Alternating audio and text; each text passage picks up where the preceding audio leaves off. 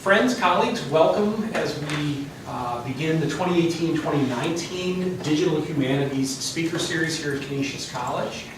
We're honored to have Professor Rebecca Krawiec, Chair of our very own Religious Studies Department, here to speak with us tonight on a very special project that is at the core of the digital humanities.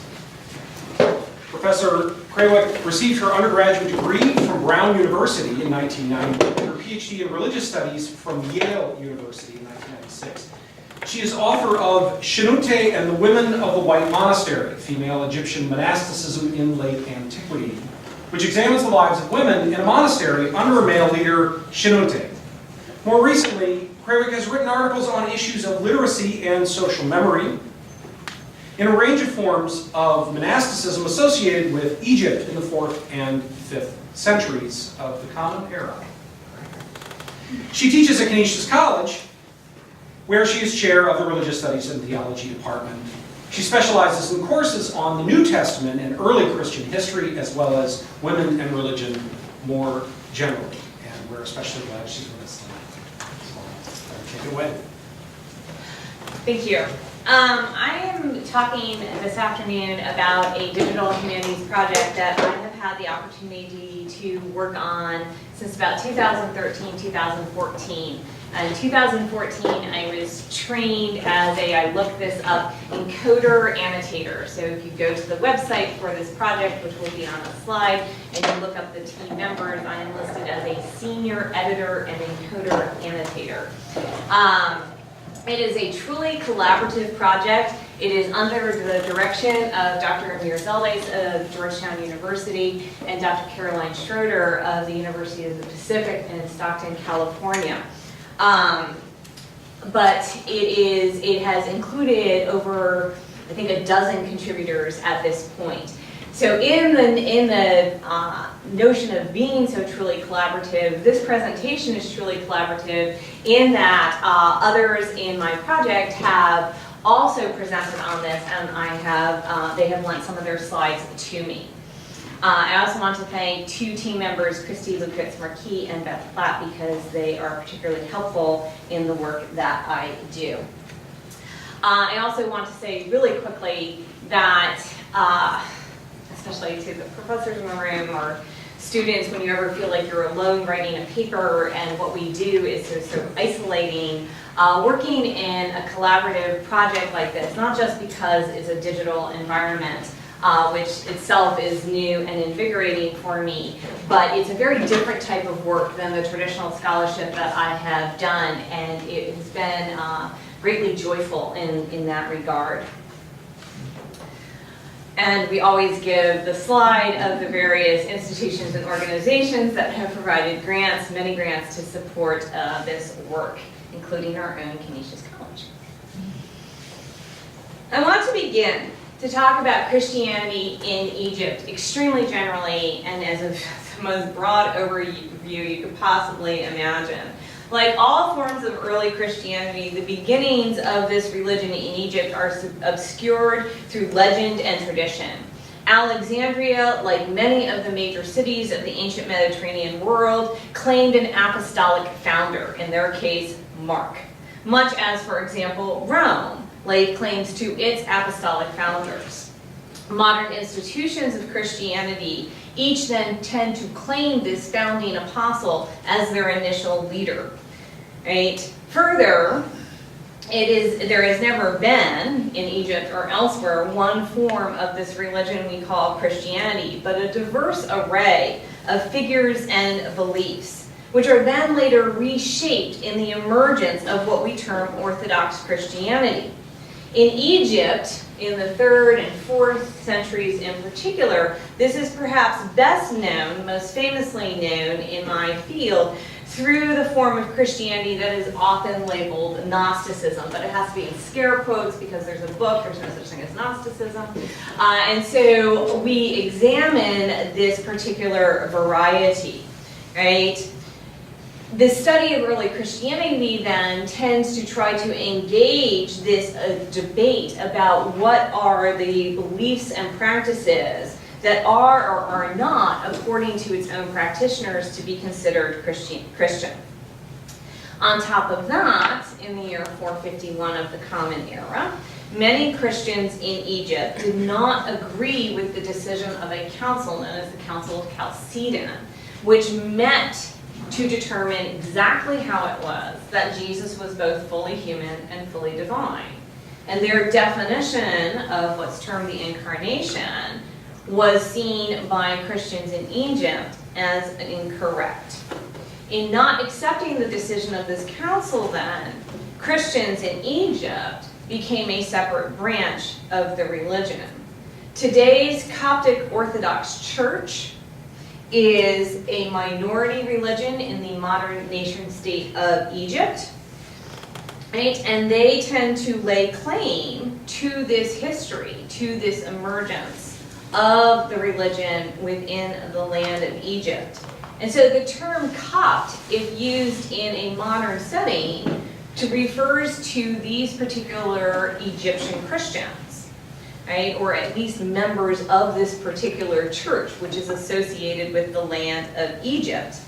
The term Copt comes from a language, the language of Egypt at the time that Christianity was emerging and becoming one of the dominant religions of that landscape.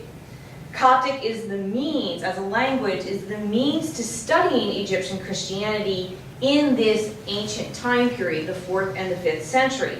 But it is also a language of the cultural heritage of a living minority religion.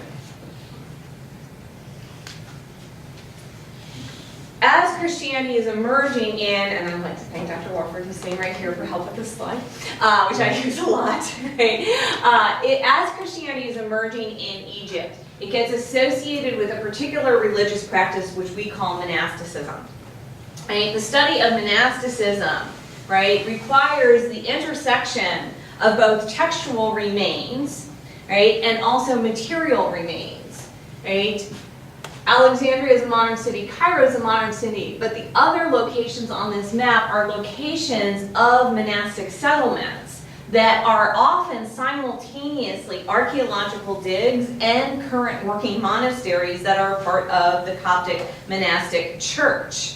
Right? The texts of this movement were copied over the centuries until the monasteries themselves fell into disuse a few centuries after the Arab conquest. Most monasteries, this one, the White Monastery in particular, had libraries. They had copy centers. These are called scriptoriums, right? And the one in the White Monastery is one of our main sources for surviving texts about this monastic movement in the 4th and 5th centuries.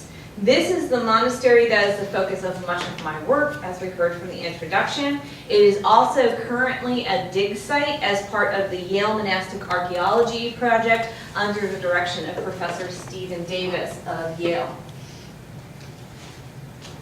And this is a photo for which I thank Dr. Elizabeth Bowman, now at Case Western, of the surviving ancient church building. This church building was built probably in the early 5th century when Shenouda was head of the White Monastery.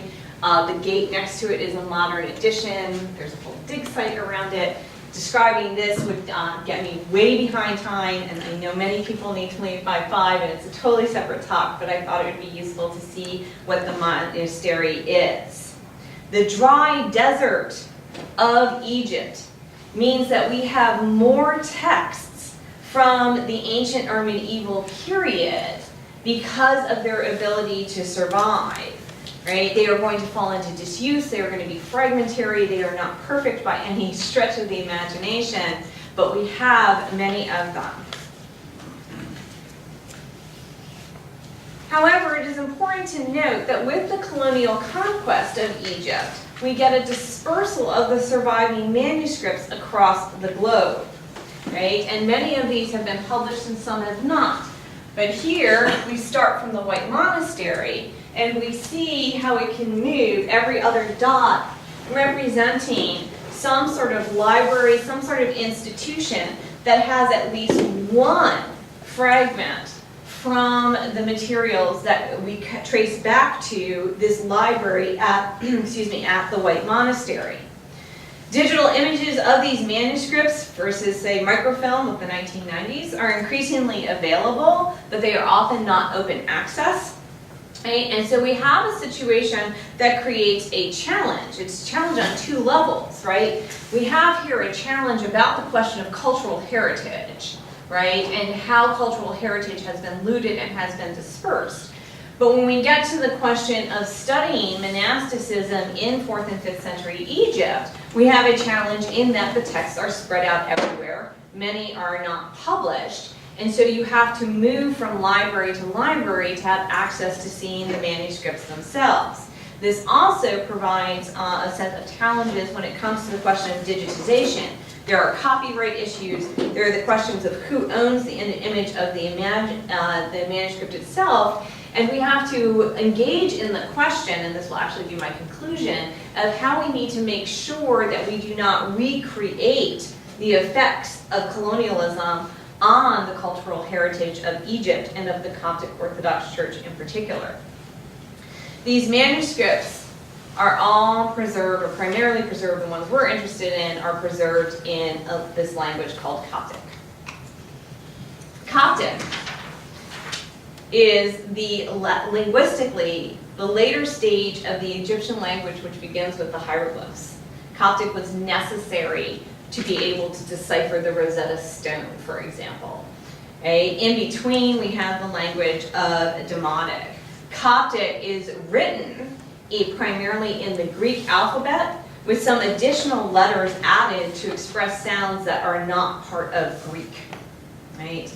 The vocabulary, again, comes from an Egyptian vocabulary, but it imports other vocabulary from other languages that are part of the linguistic landscape of Egypt, primarily Greek.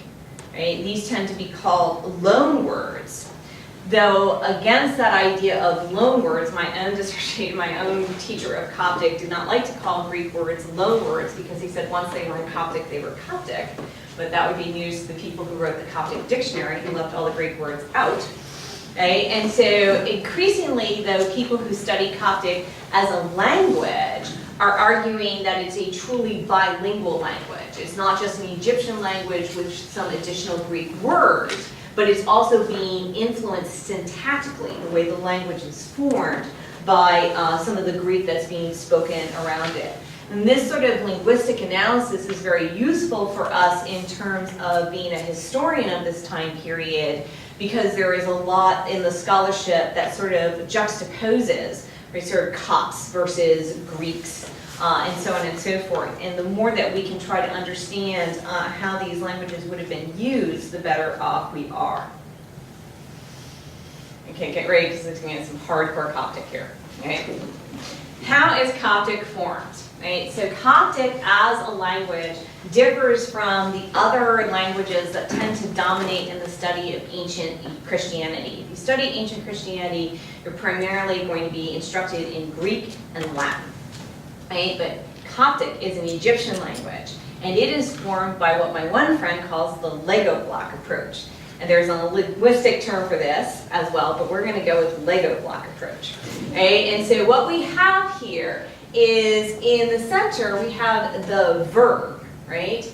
And then the verb isn't declined, right? Anything like that. Instead, there are things that can be added onto the verb, attached to the verb, in order to make it future, in order to have the subject of the verb present, right? And in this case, we have what's called a converter, right? And that's an N, basically, at the beginning, has been added to make the whole phrase negative.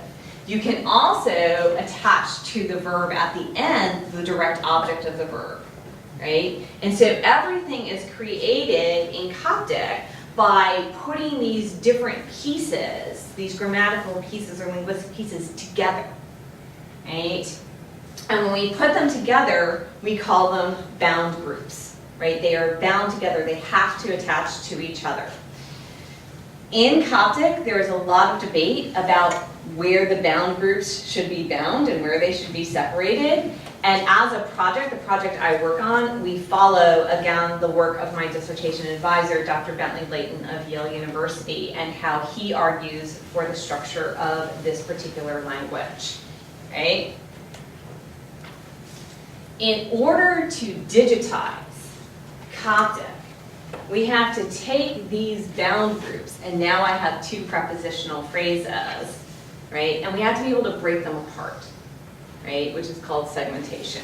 We have to be able to break them apart so that each piece can be coded, each piece can be annotated. It can have pieces of information added to them, all of which will combine both to be able to create ways of viewing the text and ways of searching the text, okay?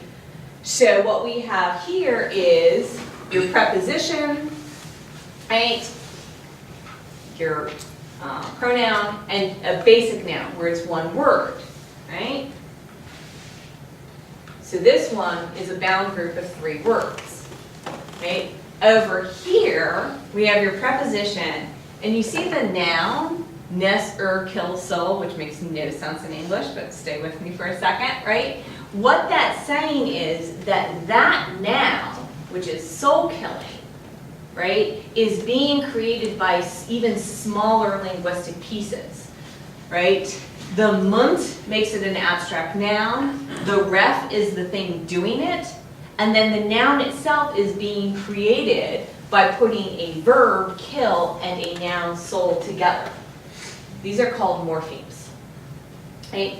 So Coptic, as a language, exists in different levels of pieces.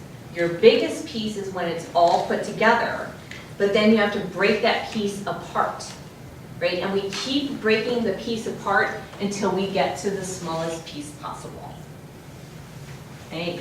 This is, right, the basics, the starting point, right, of digitization, right? We have to be able to break these things into their constitutive parts, right, so that each part can be identified.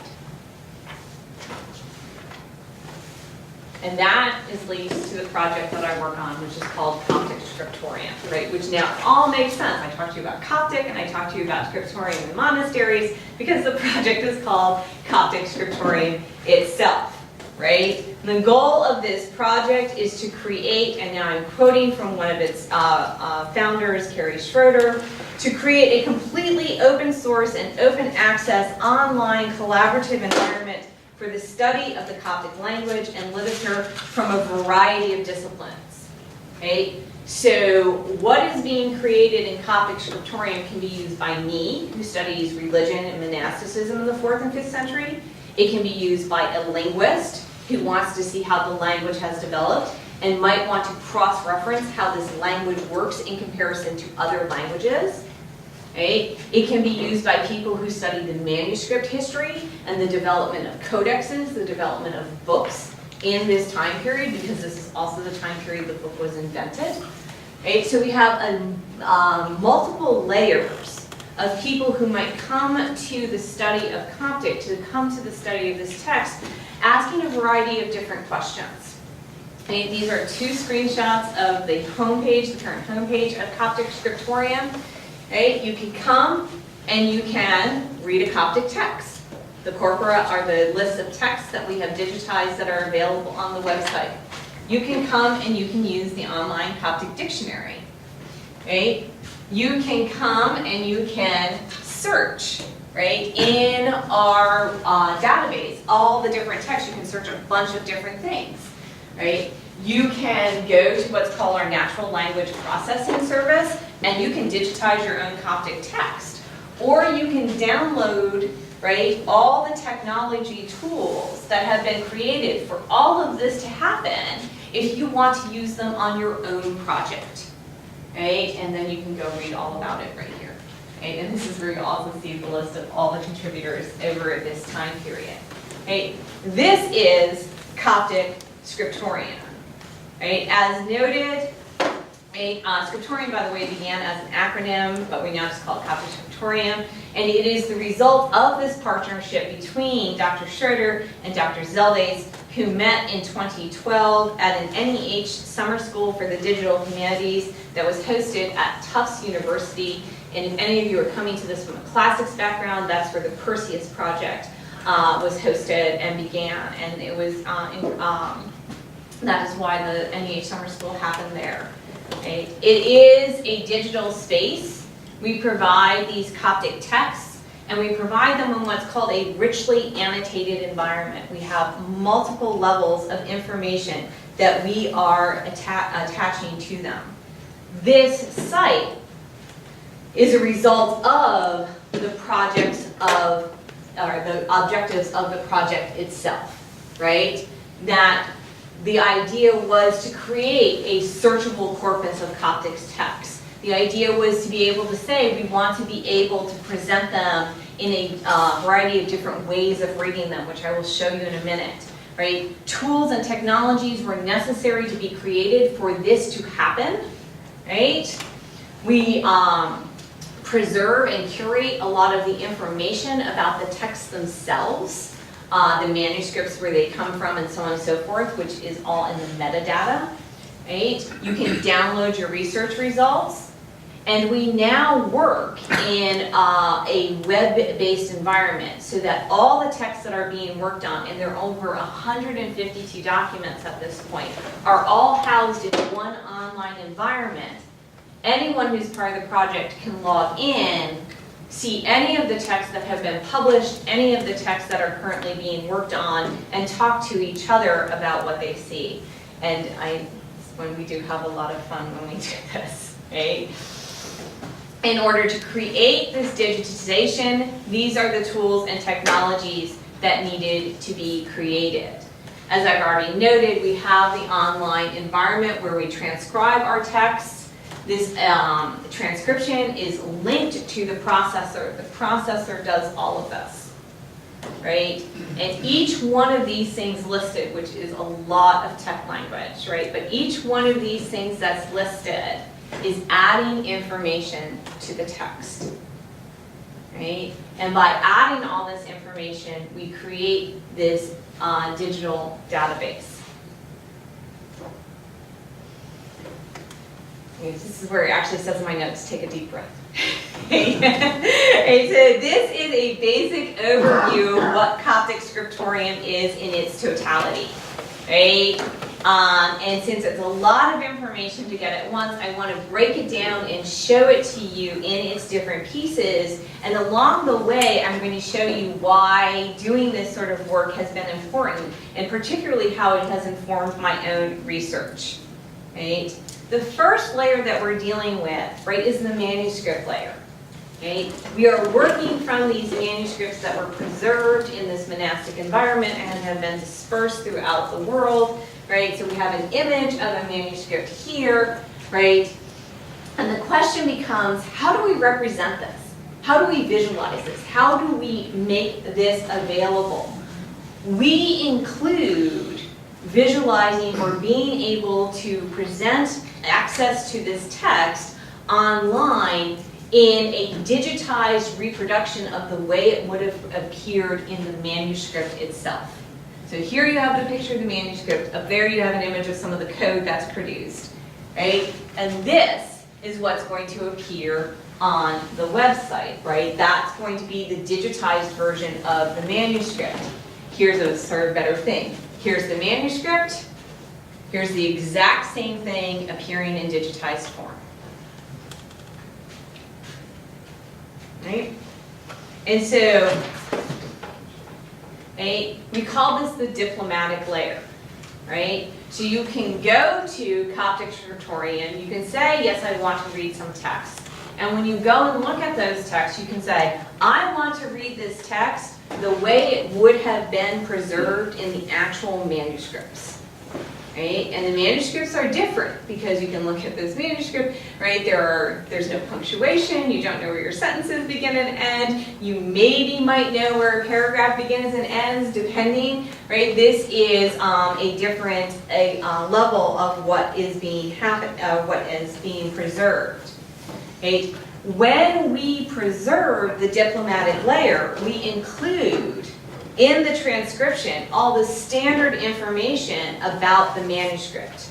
And for standard information about the manuscript, if the letter is large, if the letter appears in the margin, if the letter is red, if there is a hole in the manuscript, if there is a letter missing, right? These are all things that are called, I'm going to go back a slide for a second. These are all things that are important to paleographical and codicological research. What does the manuscript itself look like? Right? And there are standard indications, standard codes that we can include. And by using these standard language, this means that our digital project can talk to other projects because we are following the standards of the field. Right?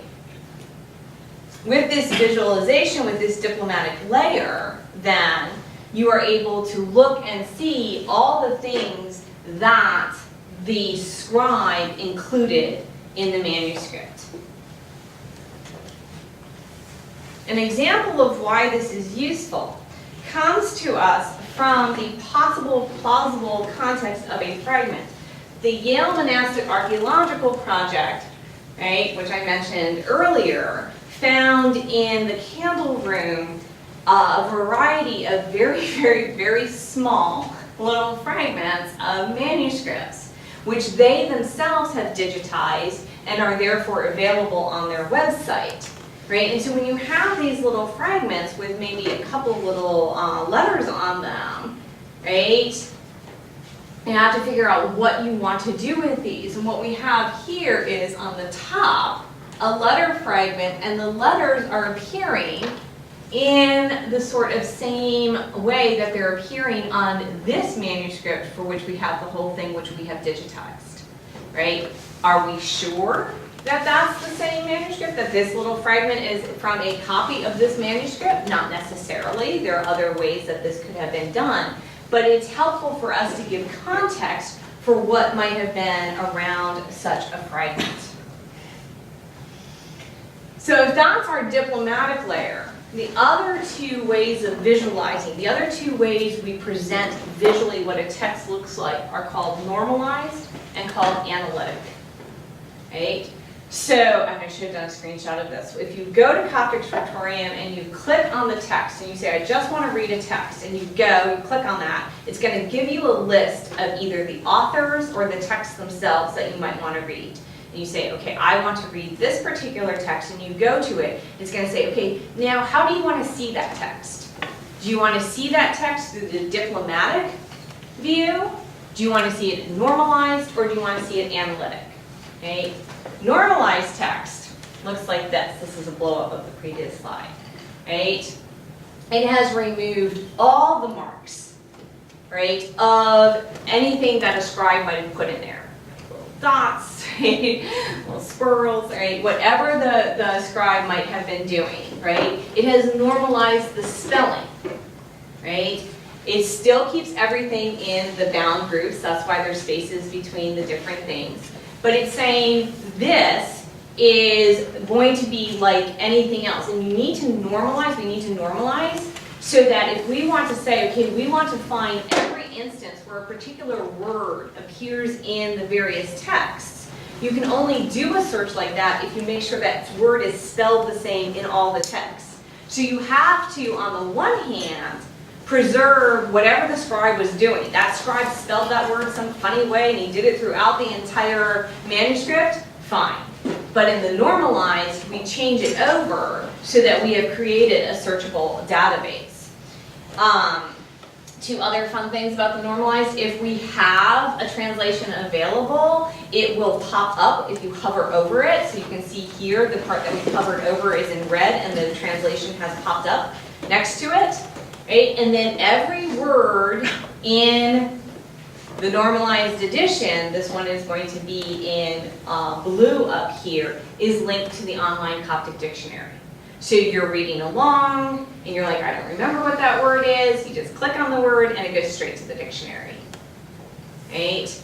Except proper names, and if the word is actually a Greek word, because those aren't in the Coptic dictionary. And this is what the Coptic dictionary looks like. The Coptic dictionary was digitized. It's coming to us from a print edition of the dictionary. And it was digitized by Frank Fetter, who works in Germany. The Coptic Scriptorium had a joint grant to work together with the DH projects that were in Germany, and that are also doing some of the same work. This is what a search result looks like in the dictionary, right? If you go into a specific entry, it's going to start to give you a lot of information. The CD information is going to be a digitized version of the page of the dictionary, but when you see the scriptorium up there, scriptorium is saying, okay, we've tagged this, we've located this word as a verb. That's what the V stands for, right? And we are going to tell you how frequently this word appears in the text that we have digitized so far, right?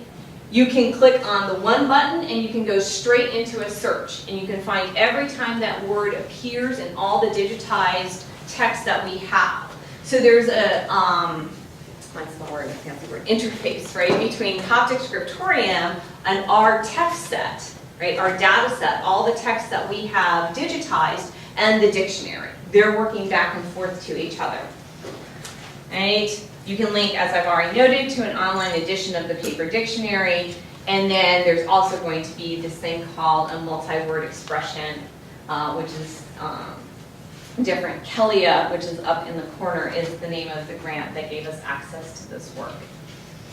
Last, there is visualization. The last visualization is analytic. Analytic, right, takes the normalized edition, a translation if it's available, and all the part of speech tags are appearing above it, right? So if you are trying to learn Coptic or read Coptic, you can choose this visualization, and you're going to be reading along, and it's going to tell you every part of speech as you're working through this particular text, right? This is very useful if you're just reading it. It's also very useful as a teaching tool. This is what it used to look like when we had to do this work back in 1995, right? When I was first working on my dissertation, right? And I always like to put this as context. This is, right, a very similar, but I found it in a folder when I was working on it a few years ago, right? This is me diagramming Coptic sentences by hand. And then over here we have some translation here at the bottom. This is how we used to have to study these texts.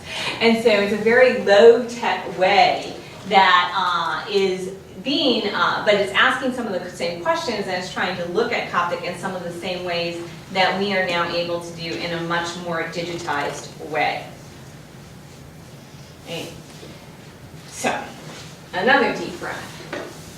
What we are doing when we say we're creating a richly annotated, right, searchable database is we are taking every particular phrase of Coptic and we are saying that it exists in multiple ways, that we have to give it different types of meaning, right? That norm stands for the normalized, org stands for the diplomatic, that there are all these ways that we are trying to preserve and digitize information about the particular text, right? And these annotations then produce searchable data, right? And they provide the basis for linguistic analysis, right? When you're searching the corpus then, and by corpus we mean all the text that we have digitized, you can search it for anything that we have, any of the information that we have tagged in. Right? So you can search for just individual words. You can search for bound groups that are together. You can say, I want to know every time that a scribe misspelled the word a particular way because we've preserved that information. You can search through, I'll talk about some of these, and specifically, if we tag it that it came as a Greek loanword, you can find all the Greek loanwords, right? So by having levels of annotation, by having all those tools, right? There was a tool list. That tool list lines up with the annotation grid. All those tools are giving the text information. We are then using that information to try to make it searchable, right? for me, as a historian of monasticism in the 4th and 5th century, right, digitization has helped my ability to do the historical analysis that I do. Right? First of all, it provides a much more efficient search tool than going through by hand, certainly through all the print editions, to say nothing of all the unpublished manuscripts, right? Even more, because it provides context and linguistic analysis, it can enable readers, right, and this is something that Dr. Schroeder and I wrote together, right, including ourselves, to make connections amongst various parts of the text that we might otherwise miss, right? And so by doing these searches and looking at the rhetorical structures within the particular works, right, and particularly within a monastic text by looking at the use of scripture, we can examine some of the particular views that have emerged, particularly about this person named Shenouda. Right? Shenouda was the third head of that white monastery. He headed it from the late 4th through the mid-5th century. Right? And my research has centered on the text he wrote and the monasticism that he tried to create. By being able to focus so closely on his use of language and how he is structuring things through the visualizations and database that Coptic Scriptorium allows, we can start to take a data-based approach, right, sort of ranking approach through something that a scholar named Derek Kruger has called writerly subjectivities. Right? And Kruger is arguing that as Christians began to understand what it meant to have a Christian identity, right, it shaped how they wrote. Right? That they wrote through those identities. They wrote as a prophet. They wrote as a sinner. They wrote as a priest. They wrote as a monk. And if these are different writerly subjectivities, right, that we can see in terms of literary analysis, one of the things we can use Coptic Scriptorium to do is to see if there are markers of these different writerly subjectivities. And this is what a lot of my current research is about. Right? Here is a lovely icon of Shenouda. And again, from the work of Dr. Elizabeth Bowman. It comes from the nearby Red Monastery, associated with the White Monastery, through her art historical restoration project. Right? And so he ends up being sort of central to a lot of the study of what I do, and so his texts are also very important to Coptic Scriptorium, though we have other texts as well for the broad range of monasticism in this time period.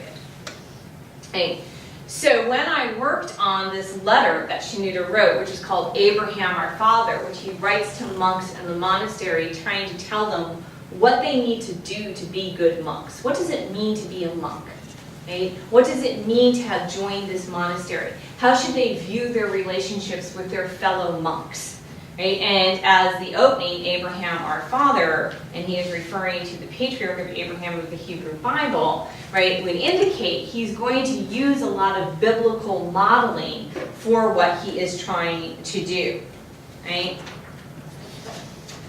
By searching for simply, in this example, the word scripture, right, and finding every place that appears in Abraham our father, and this is the search results screen, right, or by searching, we can also, as I suggested, search for that bound group, and the phrase "it is written" or "as it is written" also tends to invoke, right, scripture, right.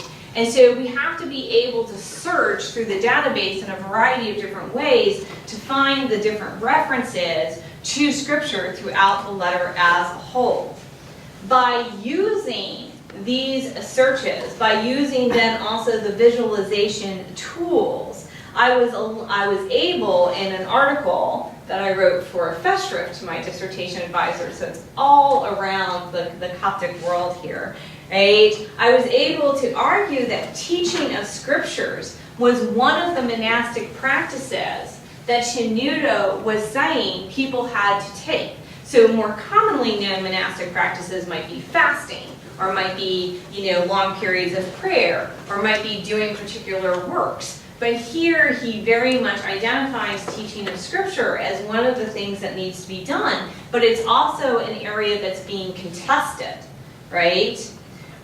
And so Shenouda is able, right, to place himself, right, as the proper leader of this particular monastery by making claims about the proper interpretation of Scripture, the proper teaching that he has. And all of this led me to be able to write about what his writerly subjectivity is in this letter. How was he writing this letter? Was he writing this letter as a monk? Was he writing this letter as a teacher? Right? How do we see these various identities coming to the fore in how he's putting together his piece? In another sermon that we've digitized, you can do a more complex search, right, in order to talk about how Shenouda talks about God, right? The top 25 words within 3 words, so this is how you do the search, right, because it's all set up this way. Within the word God, Jesus Christ, Lord, in a sermon that Shenouda gives, right, to a mixed audience, monks but also non-monks. And we see in the results that most of the words that appear within 3 words of these words about divinity are what we would basically call function words, the, and, of, right?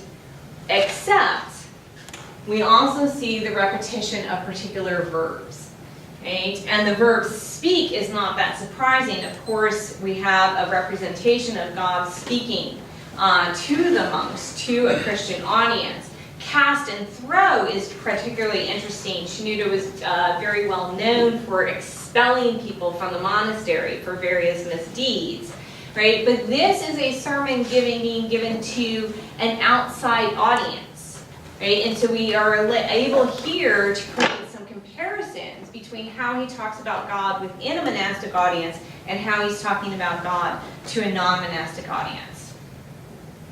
I'm just going to walk you through a couple more. Right? We can do a frequency analysis. How often does a word appear in all the different works that are part of the corpus? This is the frequency analysis for the word woman. The first hit is the New Testament. Right? And again, just to show you, we have these frequency analyses linked into the Coptic dictionary. We can also do, because we have tagged those words that are coming into Coptic from Greek, we can look at the question of how often do Greek loanwords appear in a text, right? Here we have, again, a sermon, and we have that letter to a monastic audience, right? And Dr. Schroeder and I did this analysis for a paper we were working on together because we wanted to ask the question, do you see more Greek in one setting versus another setting when it comes to the question of Coptic being put together? And the answer was no. And not only that, even if we look at a totally different text, not even by this guy Shenouda, we don't see a big difference. And this speaks to these claims that people who study Coptic are making to say that it is truly a bilingual language, right? That you don't have, right, sort of more sophisticated Coptic, less. The question of Greek as this sort of a language that's being pulled in, right, tends to get linked to other historical issues. So being able to do this sort of analysis in particular is quite useful. Finally, we have the linguists. They do a thing called tree banking, where they use these universal dependencies, which are the functions of how the grammar is working. This is another view that you can use. I'll show it to you close up, right? Where you have these connections in terms of the functions between one word and another word. In the Universal Dependencies Tree Bank project, there are over 50 languages that are participating in this project. So this in particular is something that's useful to the linguists to be able to do cross-language grammatical analysis, right? And I'll just be clear that I'm one of the historians on the project, but this is a particular use to the linguists. To conclude, I work on a project, right, that is interested in preserving and digitizing texts from an ancient period that are spread throughout the globe. Here you see a visualization representation of the various places all the manuscripts that make up this sermon by Shenouda called I See Your Eagerness are located. Right?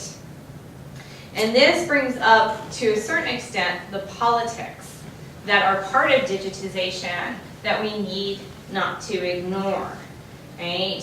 In a print edition, the fact that the edition is being created from multiple manuscripts spread across the globe does not tend to be emphasized. When we digitize them, we separate a work into different pieces based on what library they are coming from.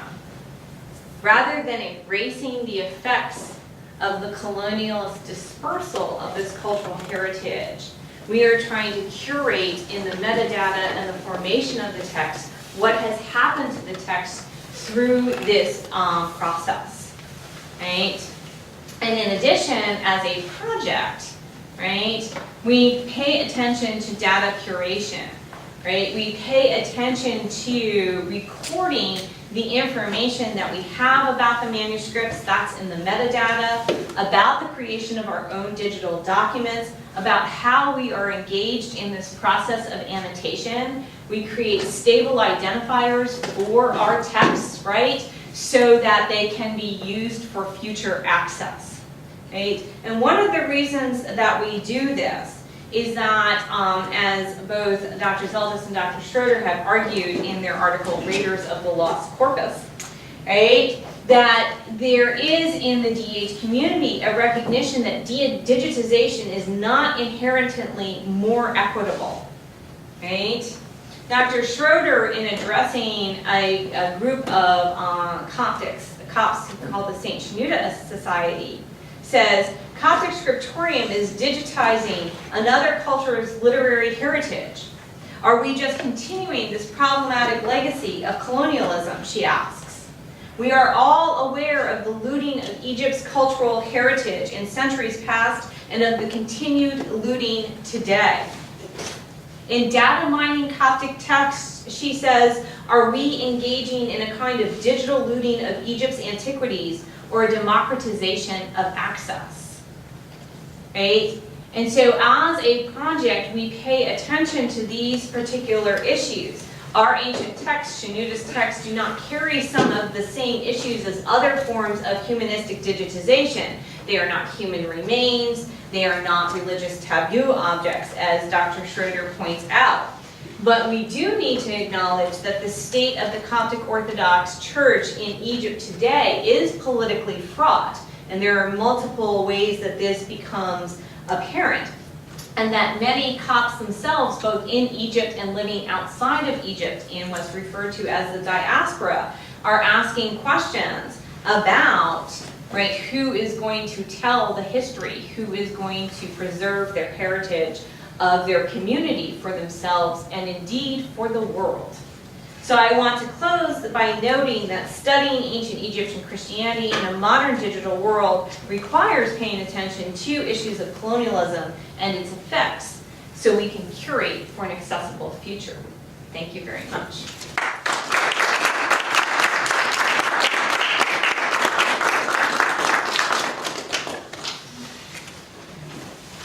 We'll take some questions. I'll take questions, but also I know some people need to leave by 5, so you're going to be filmed running for the door, but that's just fine.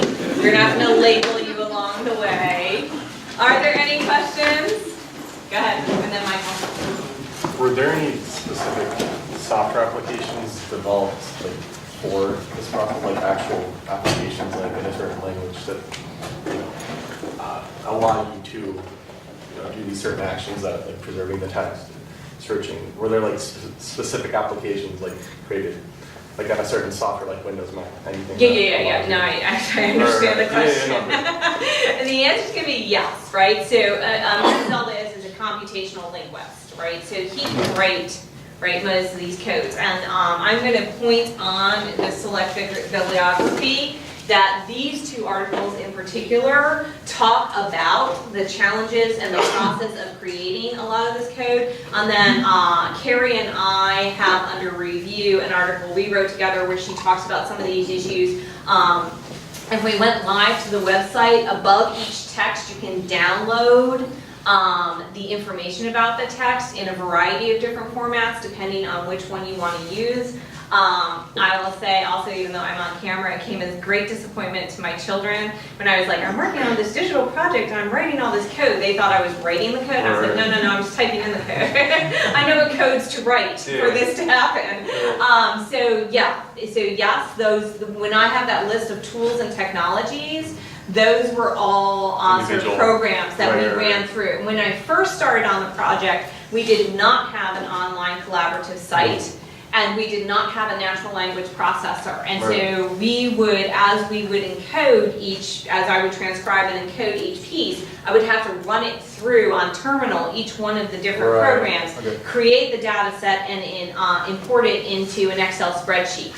That has all now been centralized into, and I was going to show that, but I thought, wow, that's going to be super, super techy. But it's, I will also say that at the one team meeting, when we first saw the natural language processor and it produced all the code for us with the click of one button, there were tears. It was so awesome. We were like, oh my God, that's amazing. Michael. You had mentioned like the loan words, and in a certain sense there's a dispute there, right? And you're on the side that flows from your dissertation director and your fellow scholars. So is there like a competing side, and do they dispute, the way that this goes on? And I'm wondering if there's any other kinds of irreconcilable disputes in the community about, diplomatic text or normalized text or... I don't know that the big dispute in the Coptic world is how to follow the binding patterns, how to bind things together. And so one of the issues at stake is that if you have very old editions, right, that might be out of copyright that we can digitize, they might, however, not be following the binding we use, and then our tools don't work. Right? And so that is, I think, more the area in the list of challenges, which I skipped over, the list of challenges that existed for a project like this was that, we needed a Coptic Unicode. We needed, right? And so some of the earlier, so if we look back at any of my Microsoft Word files from when I was, transcribing and doing the work of my dissertation, assuming those Microsoft Word files still exist, they're in a legacy font, right? And so they're not going to work over into this, right? So there are a lot of digital issues like that at stake. In terms of the loanword issue, I'm probably not, I have not followed this debate a lot. I read about Coptic being a bilingual language for a paper I presented in 2016, and I found it utterly fascinating. Bentley Layton, my dissertation advisor, was like, no, we don't call them loanwords. I don't know if he was arguing against other people or if he was just like, I want to call them loanwords. It is true that the Coptic dictionary, right, the one that's been digitized and is linked to our pieces, doesn't include the Greek words. Right? What I don't know, I would have to do like a history of Coptic studies to figure this out. What I don't know is if it doesn't include the Greek words because they weren't seen as Coptic, though in fact, right, how they might function in Coptic might be different, right? Or if they didn't include the Greek words because they figured you already knew Greek. If you're coming to the study of this particular thing, and you already knew that vocabulary. So, but there is an issue at stake. But either way, that's a conceptual dispute that doesn't affect the work here in the way that the binding issue does. Right. Yeah. Correct. Okay. Anything else?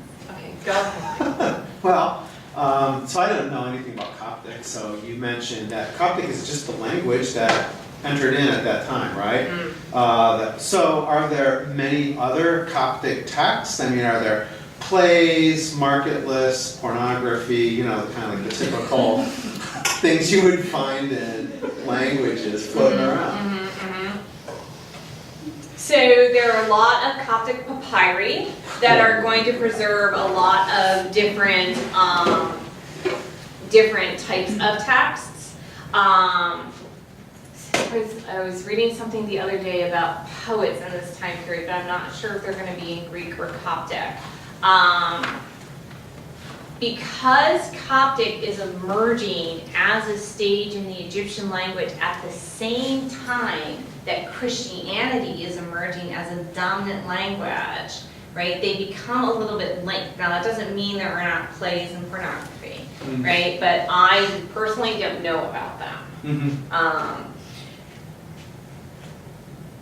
Okay. So it might be also, just the monastery's ability to preserve and everything else is just gone, whatever there was. Right. Or we don't know. Right, we don't know. Yeah. And the monasteries fall into disuse, and so even the preservation, it's not so much that these manuscripts have been preserved as much as they survived.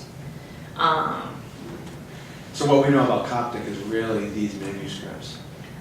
Well, these and others, I mean, we Yeah. could start, yes, but yeah, what we know about Coptic is going to come from the manuscripts and the papyri that has survived from this time period. And what percentage of that comes from monasteries like this one? I do not know. There, it's on film. Thank you. Go ahead. How large is the collaboration?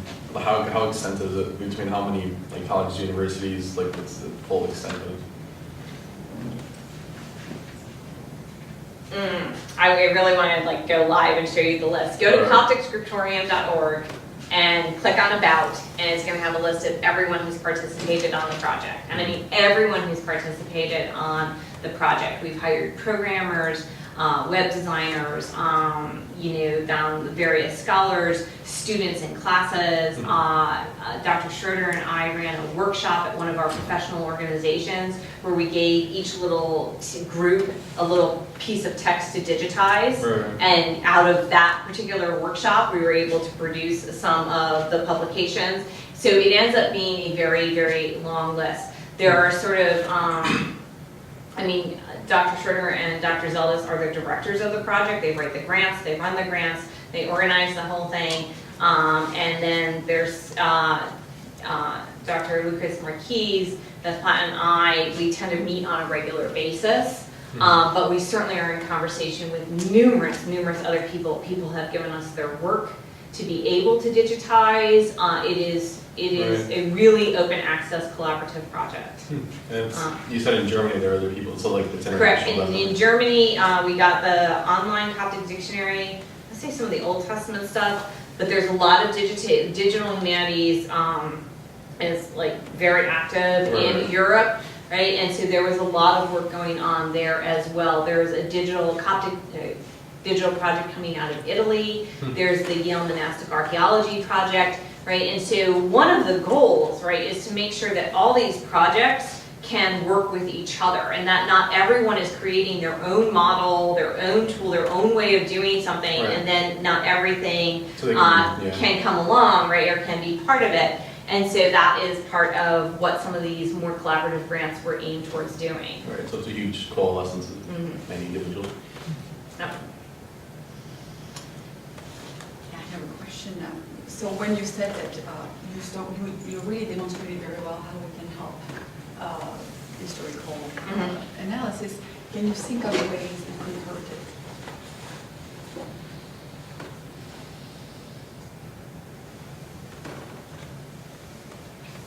Well, I don't know what Do you you mean think by the hurting historical analysis. Well, do you think impeded that, in some way? If you look at the frequency, or it's an objective tool. It's an objective tool. Right, so you don't want to, yes, okay, actually, I figured out a way to answer your question.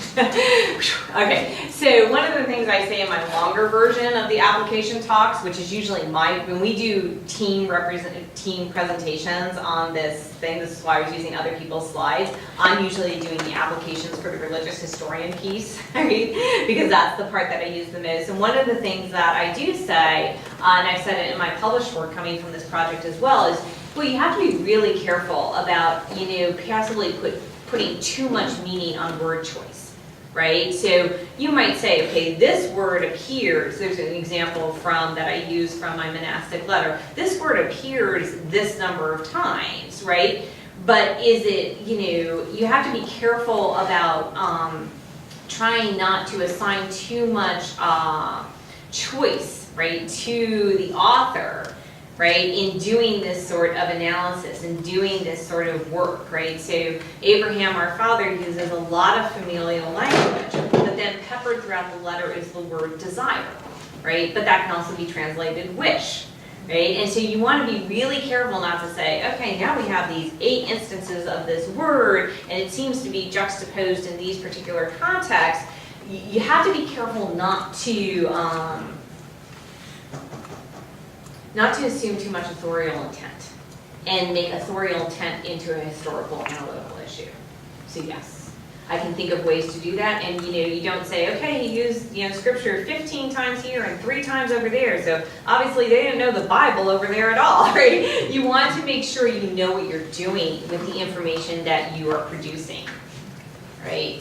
And that you're not creating one of the big dangers with history, of course, is creating one of these grand narratives, right? And so we have fragmentary texts, big portions of them are missing, some things haven't been preserved, and now we're trying to do this sort of analysis within those texts. You want to be careful about the conclusions you're drawing from the information you have at hand.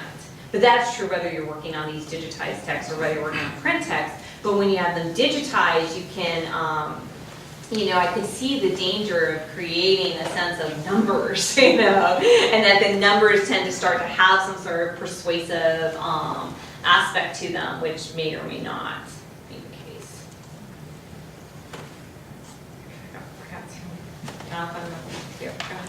Speaking of like those kinds of issues, working with the corpus, I know that the Dead Sea Scrolls, they've had similar kinds of challenges of, if you aren't aware of certain manuscripts or they're discovering new ones, then, that changes these things.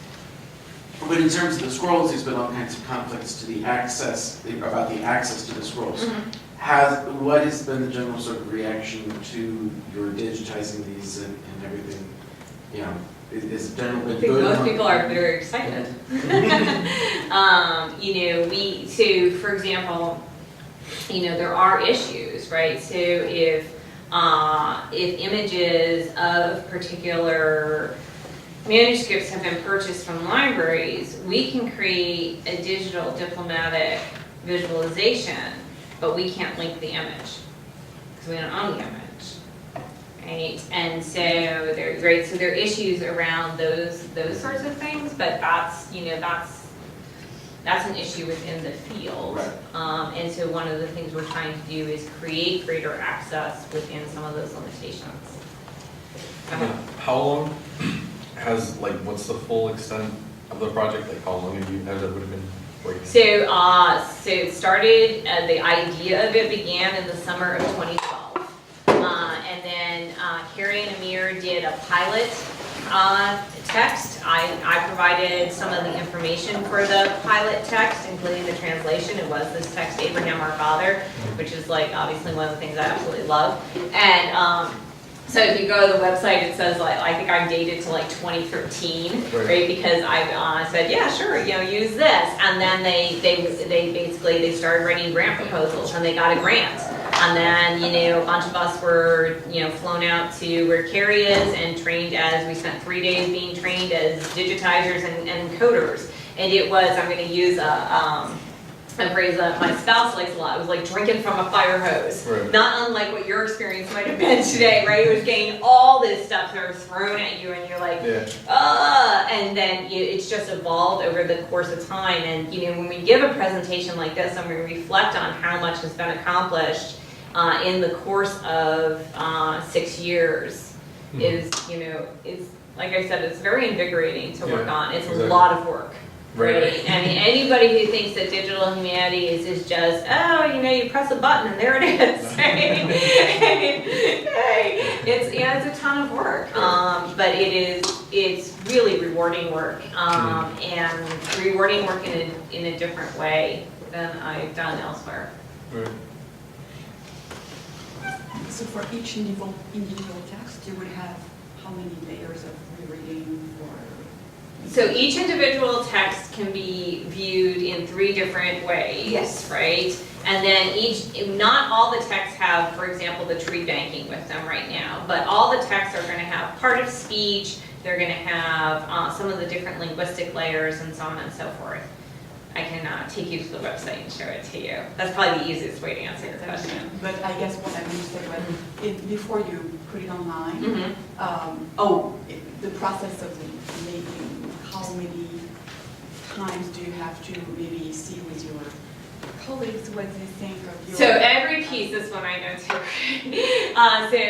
So if I am digitizing text, right, and so I do a manual check of all those different layers. So I'm reading through it, and I manual check, and there are a couple things I can't figure out. I flag them. Maybe I Skype with one of the other people who work on the program. We work it out together, and then it goes to a senior editor, right? And so nothing gets published without being looked at by another set of eyes. And then it will go online. And then somebody might email us and say, I was working with this this particular text and I found this mistake. So we can change that. We can go right into our online collaborative platform and we can change it. And these things are all, one of the things we preserve in our metadata is which version we are on, right? And so one of the things that I skipped over in the talk is that, right, with production of texts and manuscripts and so on that, in traditional scholarship, there's an urge towards perfectionism and a lot of delay in publishing anything until you absolutely are sure you have it right. There is the opposite impulse in digital humanities where you have swift, open access, making things available. By going through multiple versions, we can correct things along the way. We can add things along the way. We did not used to do a particular type of tagging, but now we are doing this type of tagging. We might machine annotate the earlier text that we have and add it to it, right? So the other thing I should say is that some of the text that we have on our corpus, for example, the New Testament, is only machine annotated. It's just been run through those programs and we put it up. And we know that there are probably errors involved because the machine is not perfect, but it's too big to do a manual check. And then other ones are manually checked, and we preserve those sorts of information in our metadata as well. Okay, folks, I would say, I'll take more questions privately after. I was going to say, let's continue the conversation. We still have plenty of food outside, and so, yeah, absolutely stay and continue the conversation. This is wonderful. Thank you. Thank you.